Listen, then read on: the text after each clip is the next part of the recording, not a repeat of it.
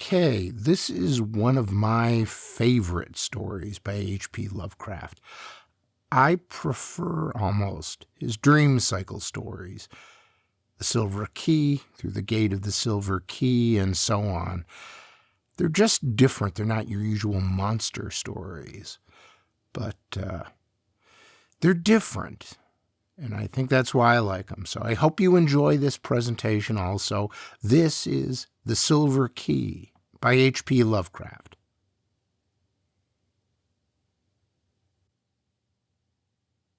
When Randolph Carter was 30, he lost the key to the Gate of Dreams.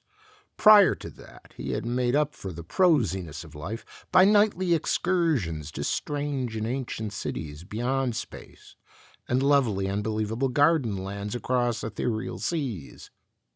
But as middle age hardened upon him, he felt these liberties slipping away little by little until at last he was cut off altogether. No more could his galleys sail up the river Okranos past the gilded spires of Thran, or his elephant caravans tramp through perfumed jungles and Cled, where forgotten palaces with veined ivory columns sleep lovely and unbroken under the moon. He had read too much of things as they are and talked with too many people. Well-meaning philosophers had taught him to look into the logical relations of things and analyze the processes which shaped his thoughts and fancies. Wonder had gone away, and he had forgotten that all life is only a set of pictures in the brain, among which there is no difference betwixt those born of real things and those born of inward dreamings, and no cause to value the one above the other. Custom had dinned into his ears a superstitious reverence for that which tangibly and physically exists, and had made him secretly ashamed to dwell in visions. Wise men told him his simple fancies were inane and childish, and he believed it, because he could see that they might easily be so. What he failed to recall was that the deeds of reality are just as inane and childish, and even more absurd, because their actors persist in fancying them full of meaning and purpose, as the blind purpose grinds aimlessly on from nothing to something, back to nothing again, neither heeding nor knowing the wishes or existence of the minds that flicker for a second now and then in the darkness. They had chained him down to things that are, and had then explained the workings of those things till mystery had gone out of the world, when he complained and longed to escape into twilight realms where magic molded all the little vivid fragments and prized associations of his mind into vistas of breathless expectancy and unquestionable delight. They turned him instead toward the new-found prodigies of science, bidding him find wonder in the atom's vortex and mystery in the sky's dimensions. And when he had failed to find those boons in things whose laws are known and measurable, they told him he lacked imagination and was immature because he preferred dream illusions to the illusions of our physical creation. So Carter had tried to do as others did, and pretended that the common events and emotions of earthly minds were more important than the fantasies of rare and delicate souls. He did not dissent when they told him that the animal pain of a stuck pig or dyspeptic plowman in real life is a greater thing than the peerless beauty of Narath with its 100 carven gates and domes of chalcedony, which he dimly remembered from his dreams. And under their guidance he cultivated a painstaking sense of pity and tragedy. Once in a while, though, he could not help seeing how shallow, fickle, and meaningless all human aspirations are, and how emptily our real impulses contrast with those pompous ideals we profess to hold. Then he would have recourse to the polite laughter they had taught him to use against the extravagance and artificiality of dreams, for he saw that the daily life of our world is every inch as extravagant and artificial, and far less worthy of respect because of its poverty in beauty and its silly reluctance to admit its own lack of reason and purpose. In this way he became a kind of humorist, for he did not see that even humor is empty in a mindless universe, devoid of any true standard of consistency or inconsistency. In the first days of his bondage, he had turned to the gentle churchly faith endeared to him by the naive trust of his fathers, for thence stretched mystic avenues which seemed to promise escape from life. Only on closer view did he mark the starved fancy in beauty, the stale and prosy triteness, and the owlish gravity and grotesque claims of solid truth, which reigned boresomely and overwhelmingly among most of its professors, or feel to the full the awkwardness with which it sought to keep alive as literal fact the outgrown fears and guesses of a primal race confronting the unknown. It wearied Carter to see how solemnly people tried to make earthly reality out of old myths which every step of their boasted science confuted, and this misplaced seriousness killed the attachment he might have kept for the ancient creeds, had they been content to offer the sonorous rites and emotional outlets in their true guise of ethereal fantasy.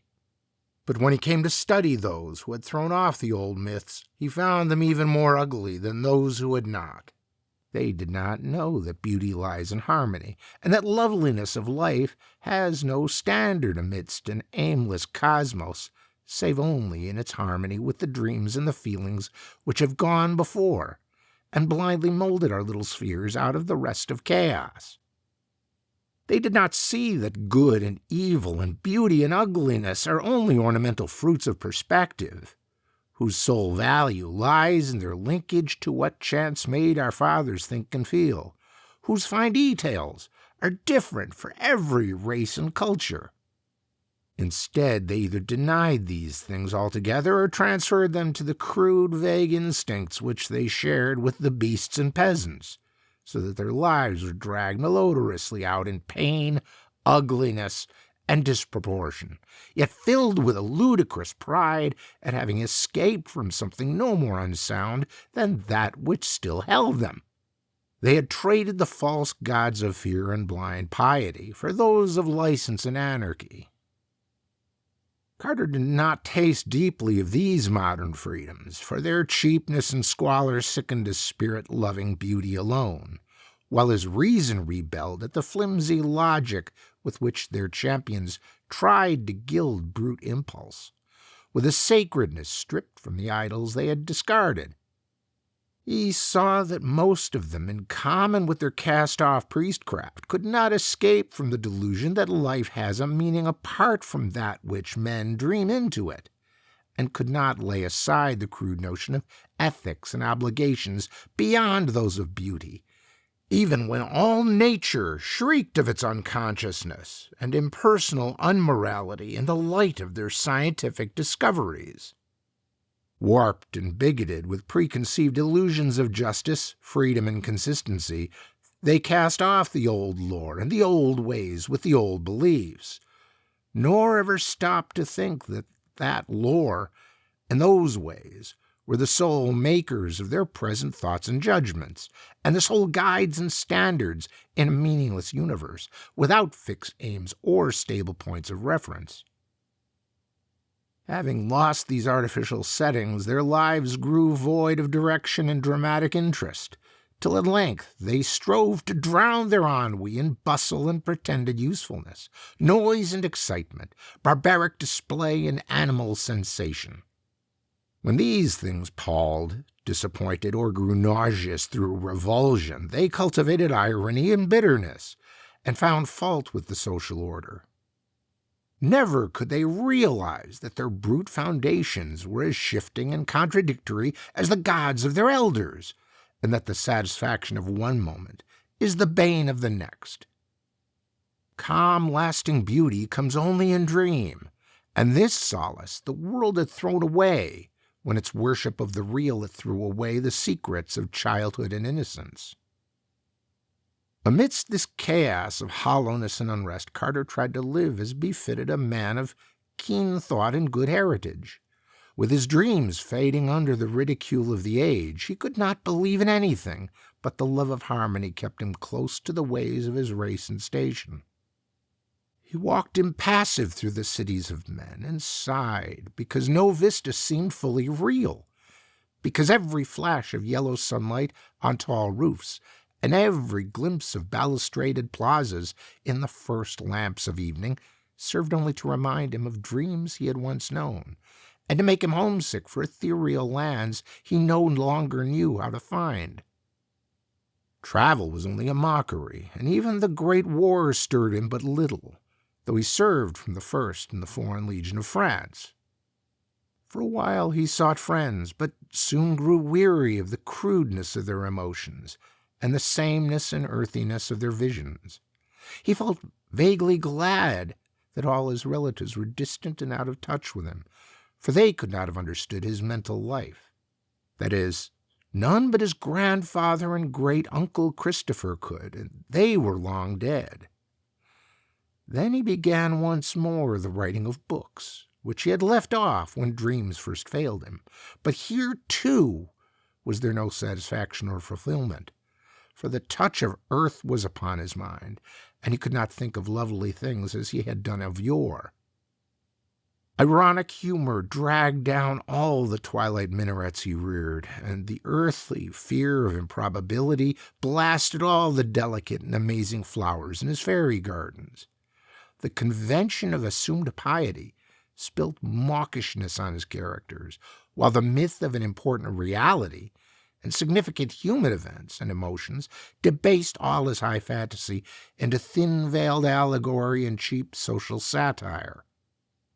His new novels were successful as his old ones had never been, and because he knew how empty they must be to please an empty herd, he burned them and ceased his writing. They were very graceful novels, in which he urbanely laughed at the dreams he lightly sketched, but he saw that their sophistication had sapped all their life away. It was after this that he cultivated deliberate illusion, and dabbled in the notions of the bizarre and the eccentric as an antidote for the commonplace. Most of these, however, soon showed their poverty and barrenness, and he saw that the popular doctrines of occultism are as dry and inflexible as those of science, yet without even the slender palliative of truth to redeem them. Gross stupidity, falsehood, and muddled thinking are not dream, and form no escape from life to a mind trained above their level. So Carter bought stranger books, and sought out deeper and more terrible men of fantastic erudition, delving into arcana of consciousness that few have trod, and learning things about the secret pits of life, legend, and immemorial antiquity, which disturbed him ever afterward. He decided to live on a rarer plane, and furnished his Boston home to suit his changing moods. One room for each, hung in appropriate colors, furnished with befitting books and objects, and provided with sources of the proper sensations of light, heat, sound, taste, and odor. Once he heard of a man in the South who was shunned and feared for the blasphemous things he read in prehistoric books and clay tablets smuggled from India and Arabia.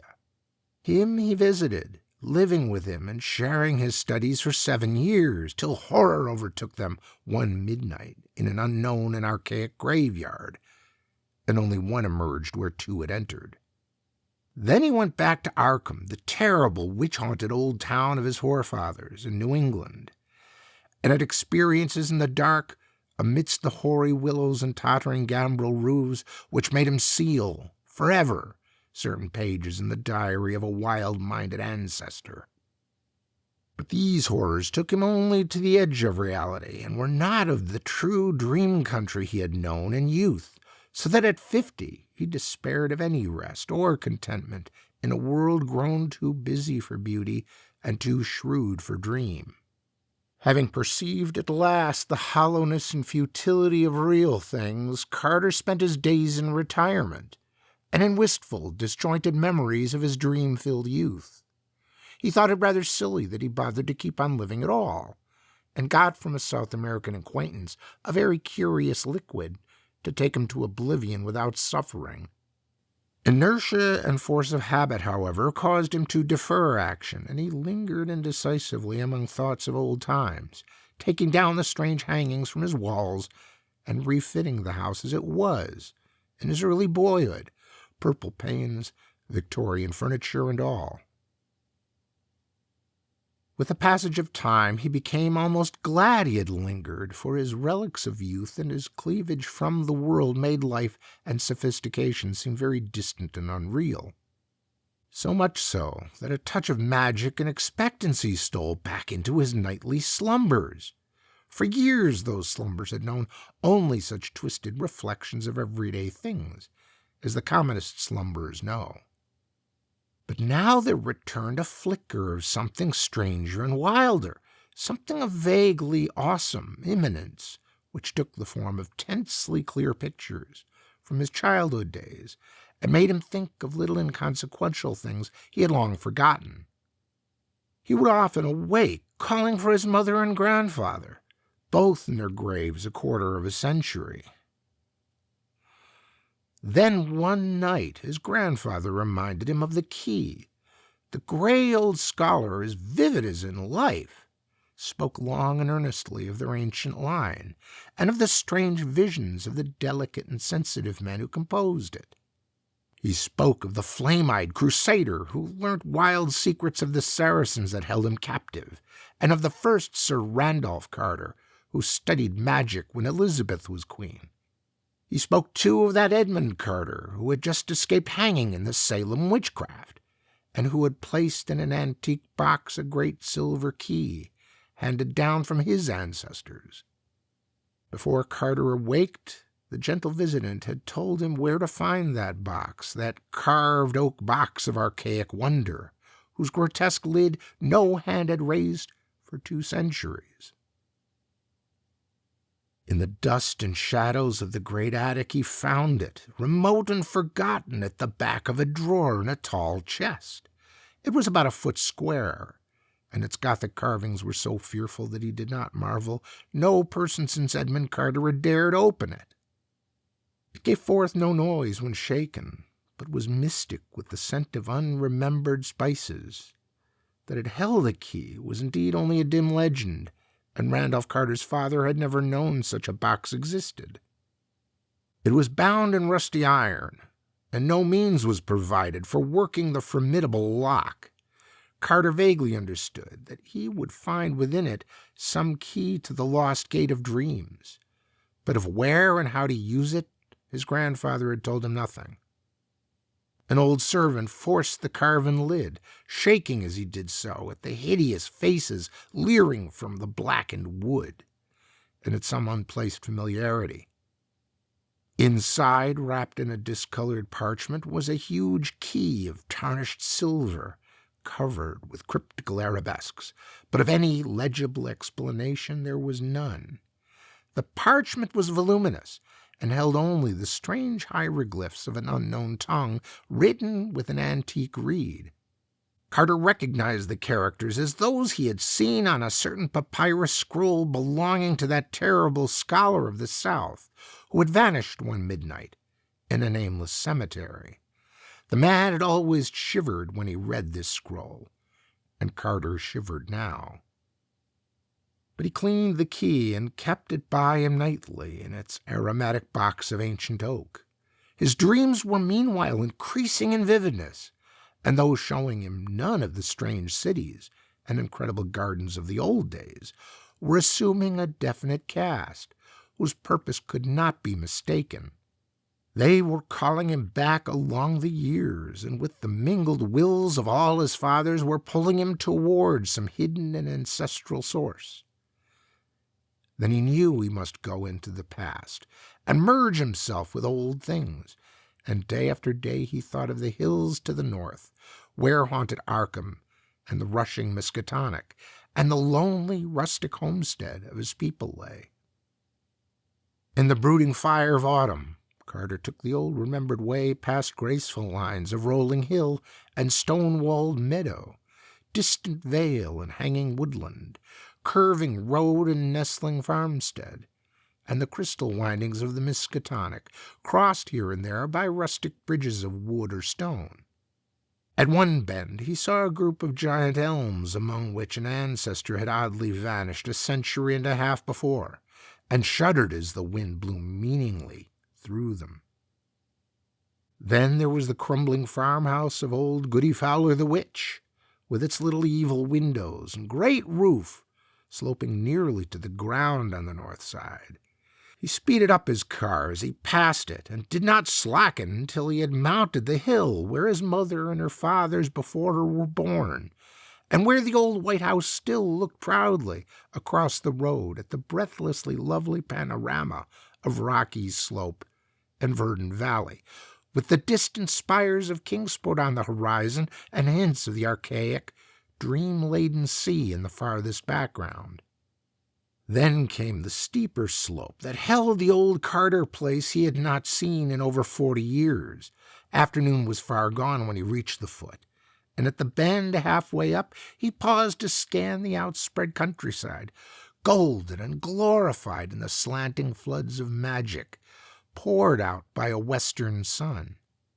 All the strangeness and expectancy of his recent dreams seemed present in this hushed and unearthly landscape, and he thought of the unknown solitudes of other planets as his eyes traced out the velvet and deserted lawns, shining undulant between their tumbled walls, the clumps of fairy forest, setting off far lines of purple hills beyond hills, and the spectral wooded valley dipping down in shadow to dank hollows, where trickling waters crooned and gurgled among swollen and distorted roots.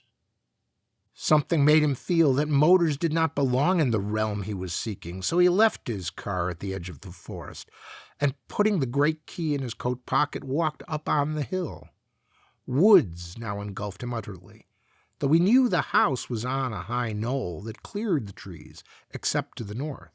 He wondered how it would look, for it had been left vacant and untended through his neglect since the death of his strange great-uncle Christopher 30 years before. In his boyhood he had reveled through long visits there, and had found weird marvels in the woods beyond the orchard. Shadows thickened around him, for the night was near. Once a gap in the trees opened up to the right, so that he saw off across leagues of twilight meadow and spied the old Congregational steeple on Central Hill in Kingsport, pink with the last flush of day, the panes of the little round windows blazing with reflected fire. Then, when he was in deep shadow again, he recalled with a start that the glimpse must have come from childish memory alone, since the old white church had long been torn down to make room for the Congregational Hospital. He had read of it with interest, for the paper had told about some strange burrows or passages found in the rocky hill beneath. Through his puzzlement a voice piped, and he started again at its familiarity after long years. Old Benijah Corey had been his Uncle Christopher's hired man, and was aged even in those far-off times of his boyhood visits. Now he must be well over 100, but that piping voice could come from no one else. He could distinguish no words, yet the tone was haunting and unmistakable. To think that old Benji should still be alive! Mr. Randy, where be ye? Do you want to scare your Aunt Marthy plumb to death? Hain't she told you to keep nigh the place in the afternoon and git back afore dark? Randy! He's the beatin'est boy for running off in the woods I ever see, half the time a settin' moonin' round that snake den in the upper timber lot. Hey you, Randy! Randolph Carter stopped in the pitch darkness and rubbed his hand across his eyes. Something was queer. He had been somewhere he ought not to be, had strayed very far away to places where he had not belonged, and was now inexcusably late. He had not noticed the time on the Kingsport steeple, though he could easily have made it out with his pocket telescope. But he knew his lateness was something very strange and unprecedented. He was not sure he had his little telescope with him, and put his hand in his blouse pocket to see. No, it was not there. But there was the big silver key he had found in a box somewhere.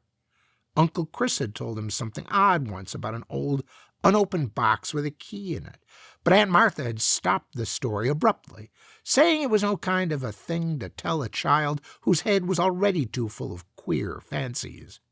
He tried to recall just where he had found the key, but something seemed very confused. He guessed it was in the attic at home in Boston, and dimly remembered bribing Parks with half his week's allowance to help him open the box and keep quiet about it. But when he remembered this, the face of Parks came up very strangely, as if the wrinkles of long years had fallen upon the brisk little Cockney. "Randy! Randy! Hi, hi! Randy!" A swaying lantern came around the black bend, and old Benijah pounced on the silent and bewildered form of the pilgrim. "Durn ye, boy! So there ye be! Ain't ye got a tongue in your head that ye can't answer a body? I've been calling this half hour, and ye must have heard me long ago. Don't ye know your Aunt Marthy's all a fidget over you being off after dark? Wait till I tell your Uncle Chris when he gets home. Ye'd order these round here woods ain't no fitting place to be traipsing this hour. They's things abroad what don't do nobody no good, as my grandsir knowed afore me. Come, Mr. Randy, or Hannah won't keep supper no longer." So Randolph Carter was marched up the road, where wandering stars glimmered through high autumn boughs, and dogs barked as the yellow light of small paned windows shone out at the farther turn, and the Pleiades twinkled across the open knoll where a great gambrel roof stood black against the dim west. Aunt Martha was in the doorway, and did not scold too hard when Benijah shoved the truant in. She knew Uncle Chris well enough to expect such things of the Carter blood. Randolph did not show his key, but ate his supper in silence and protested only when bedtime came. He sometimes dreamed better when awake, and he wanted to use that key. In the morning, Randolph was up early, and would have run off to the upper timber lot if Uncle Chris had not caught him and forced him into his chair by the breakfast table. He looked impatiently around the low-pitched room with the rag carpet and exposed beams and corner posts, and smiled only when the orchard boughs scratched at the little leaded panes of the rear window. The trees and the hills were close to him, and formed the gates of that timeless realm which was his true country. Then, when he was free, he felt in his blouse pocket for the key, and, being reassured, skipped off across the orchard to the rise beyond, where the wooded hill climbed again to heights above even the treeless knoll. The floor of the forest was mossy and mysterious, and great lichened rocks rose vaguely here and there in the dim light, like druid monoliths among the swollen and twisted trunks of a sacred grove. Once in his ascent, Randolph crossed a rushing stream whose falls a little way off sang runic incantations to the lurking fauns and agipans and dryads. Then he came to the strange cave in the forest slope, the dreaded snake den, which country folk shunned, and away from which Benijah had warned him again and again. It was deep, far deeper than anyone but Randolph suspected, for the boy had found a fissure in the farthermost black corner that led to a loftier grotto beyond, a haunting sepulchral place whose granite walls held a curious illusion of conscious artifice. On this occasion, he crawled in as usual, lighting his way with matches filched from the sitting-room match-safe, and edging through the final crevice with an eagerness hard to explain even to himself. He could not tell why he approached the farther wall so confidently, or why he instinctively drew forth the great silver key as he did so, but on he went. And when he danced back to the house that night, he offered no excuses for his lateness, nor heeded in the least the reproofs he gained for ignoring the noontide dinner horn altogether. Now it is agreed by all the distant relatives of Randolph Carter that something occurred to heighten his imagination in his 10th year. His cousin, Ernest B. Aspinwall, Esquire, of Chicago, is fully 10 years his senior, and distinctly recalls a change in the boy after the autumn of 1883. Randolph had looked on scenes of fantasy that few others can ever have beheld, and stranger still were some of the qualities which he showed in relation to very mundane things. He seemed, in fine, to have picked up an odd gift of prophecy, and reacted unusually to things which, though at the time without meaning, were later found to justify the singular impressions. In subsequent decades, as new inventions, new names, and new events appeared, one by one in the book of history, people would now and then recall wonderingly how Carter had, years before, let fall some careless word of undoubted connection with what was then far in the future.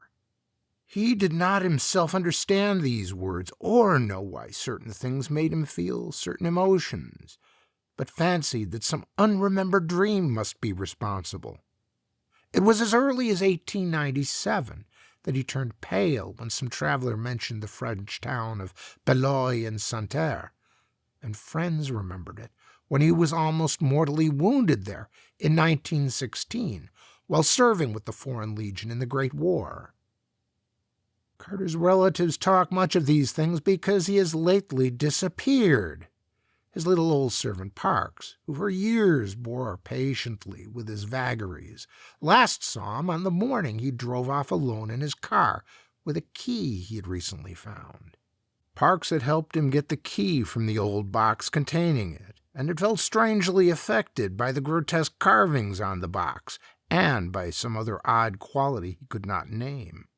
When Carter left, he had said he was going to visit his old ancestral country around Arkham.